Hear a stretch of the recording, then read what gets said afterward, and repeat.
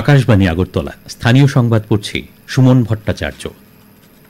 প্রধানমন্ত্রী নরেন্দ্র মোদী আজ দুদিনের গুজরাট সফরে যাচ্ছেন। সফরের প্রথম দিনে তিনি আহমেদাবাদে ৫,৪০০ কোটি টাকার একাধিক উন্নয়ন প্রকল্পের উদ্বোধন করবেন।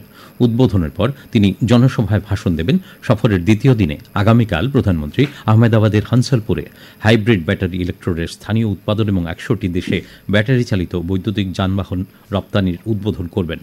সফরকালে প্রধানমন্ত্রী ১,৪০০ কোটি টাকারও বেশি মূল্যের একাধিক রেল প্রকল্প জাতির উদ্দেশ্যে উৎসর্গ করবেন।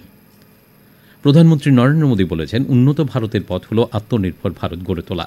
আহমেদাবাদের দ্বিতীয় পর্যায়ে সর্দারধাম বালিকা ছাত্রীনিবাসের উদ্বোধনী অনুষ্ঠানে গতকাল ভার্চুয়াল ভাষণে প্রধানমন্ত্রী বলেন, বিশ্বজোড়া অস্থিরতার মধ্যে ভারতের কাছে সত্যিকারের অর্থে আত্মনির্ভরশীল হওয়ার এক বিরাট সুযোগ এসেছে। তিনি যুব সমাজ, বিশেষ করে নবীন প্রজন্মকে আগামী দিনে উন্নত ভারত গঠনের নিশ্চিত করতে মেক ইন ইন্ডিয়া পণ্য গ্রহণের আহ্বান জানান। তিনি উল্লেখ করেন, মুদ্রা যোজনা এবং সম্প্রতি চালু হওয়া ওএম বিকশিত ভারত যোজনার মতো বিভিন্ন প্রকল্পের মাধ্যমে কেন্দ্রীয় সরকার তরুণদের জন্য কর্মসংস্থান এবং স্ব-উদ্যোগী হওয়ার নতুন পথ তৈরি করছে। শিক্ষার প্রসার এবং মেয়েদের ক্ষমতায়নের সুযোগ প্রদানে সর্দার ধামের অনুকরণীয় কাজের প্রশংসা করেন প্রধানমন্ত্রী। উল্লেখ্য, আহমেদাবাদের সর্দার ধামের নবনির্মিত দ্বিতীয় পর্যায়ের বালিকা ছাত্রীনিবাসটির ভার্চুয়াল উদ্বোধন করেন কেন্দ্রীয় স্বরাষ্ট্রমন্ত্রী অমিত শাহ। মৎস্যমন্ত্রী সুধাংশু দাস বলেছেন, বিজ্ঞানের অগ্রগতির যুগে মানুষ এখনও রক্তের বিকল্প তৈরি করতে পারেনি। তাই রক্তের চাহিদার কথা মাথায় রেখে যোগান স্বাভাবিক রাখতে সবাইকে স্বেচ্ছা রক্তদানে এগিয়ে আসতে হবে। গতকাল সার্বজনীন ভ্রাতৃত্ব দিবস এবং রাজযোগিনী দাদি প্রকাশমানির প্রয়াণ দিবস উপলক্ষে আগরতলার আড়ালিয়ায় প্রজাপিতা ব্রহ্মকুমারী ঈশ্বরীয় বিশ্ববিদ্যালয়ের হলঘরে এক রক্তদান শিবিরের উদ্বোধন করে তিনি কথা বলেন। প্রসঙ্গত, এই কর্মসূচি সারা ভারতবর্ষে এবং নেপালে পালন করছে প্রজাপিতা ঈশ্বরীয় বিশ্ববিদ্যালয় কর্তৃপক্ষ। আজ ২৫ আগস্ট পর্যন্ত বিভিন্ন রক্তদান শিবিরে ১ লক্ষ ইউনিট রক্তদানের পরিকল্পনা গ্রহণ করা হয়েছে।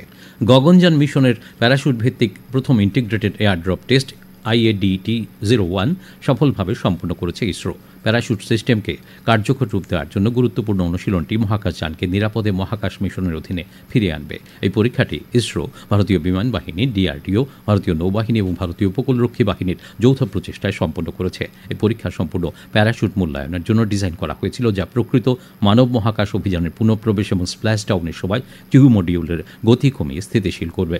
ইসরো আসন্ন পরীক্ষার জন্য প্রস্তুতি নিচ্ছে, যেমন দ্বিতীয় test vehicle demonstration TVD-2 mission এবং প্রথম আনক্রিউড গগনযান মিশন G1, যা ভারতের প্রথম মানব মহাকাশ অভিযানের পথ প্রশস্ত করবে।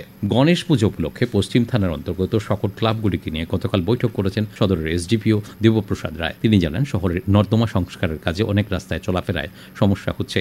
এর মধ্যে ক্লাব ও পূজা কমিটিগুলিকে মানুষের চলাফেরার সমস্যা না হয় সেটা নিশ্চিত করতে স্বেচ্ছাসেবক রাখা বাধ্যতামূলক করে দেওয়া হয়েছে। সাউন্ড সিস্টেমের ক্ষেত্রে আইন মেনে চলতে হবে বলেও SDPO জানান। বৈঠকে উপস্থিত ছিলেন পশ্চিম আগরতলা থানার OC রানা চ্যাটার্জি। উত্তর জেলা আইনসেবা কর্তৃপক্ষের উদ্যোগে গতকাল লালছড়ায় মেগা আইনি শিবির অনুষ্ঠিত হয়। শিবিরের উদ্বোধন করেন উত্তর জেলার জেলা ও দায়রা বিচারপতি অংশুমান দেববর্মা। উপস্থিত ছিলেন জেলা আইনসেবা কর্তৃপক্ষের সচিব রাজশ্রী চক্রবর্তী, কালাছড়া ব্লকের BDO নারায়ণ দেবনাথ প্রমুখ। শিবিরে ১,৩২০ জনকে আধার কার্ড, PRTC, ম্যারেজ সার্টিফিকেট সহ অন্য নথিপত্র দেওয়া হয়। রাজ্য সরকারের ২৪টি দপ্তর শিবিরে অংশ নেয়। সাংসদ বিপ্লব কুমার দেব ঊনকোটি জেলার কুমারঘাটের PWD ময়দানে গতকাল কুমারঘাট ফুটবল টুর্নামেন্ট ২০২৫-এর উদ্বোধন করেন। তিনি বলেন, সুস্থ দেহ মনের জন্য প্রয়োজন খেলাধুলার। নেশা আসক্তির বাইরে থাকতে যুব সমাজকে খেলাধুলায় যুক্ত থাকার উপর তিনি জোর দেন। উদ্বোধনী অনুষ্ঠানে প্রধান অতিথি সাংসদ রাজীব ভট্টাচার্য সহ অন্যরা উপস্থিত ছিলেন। নকআউট এই টুর্নামেন্টে 16টি দল অংশ নিচ্ছে। প্রাইজ মানি হিসেবে চ্যাম্পিয়ন দল 2 লক্ষ টাকা ও রানার্স 1 লক্ষ টাকা পাবে। ত্রিপুরা ফুটবল অ্যাসোসিয়েশন পরিচালিত চন্দ্রস্মৃতি ঘরোয়া প্রথম ডিভিশন লিগ ফুটবল প্রতিযোগিতার গতরাতের খেলাটি ড্র হয়েছে। উমাকান্ত মিনি স্টেডিয়ামে অনুষ্ঠিত ব্লাডমাউথ ক্লাব ও ফরওয়ার্ড ক্লাবের খেলাটি 1-1 গোলে শেষ হয়, ফলে পয়েন্ট ভাগ হয়। আজ আকাশ সাধারণত মেঘাচ্ছন্ন থাকবে। সারা রাজ্যে বিক্ষিপ্তভাবে কিছু কিছু জায়গায় বজ্রবিদ্যুৎ সহ হালকা থেকে মাঝারি ধরনের বৃষ্টিপাত হতে পারে।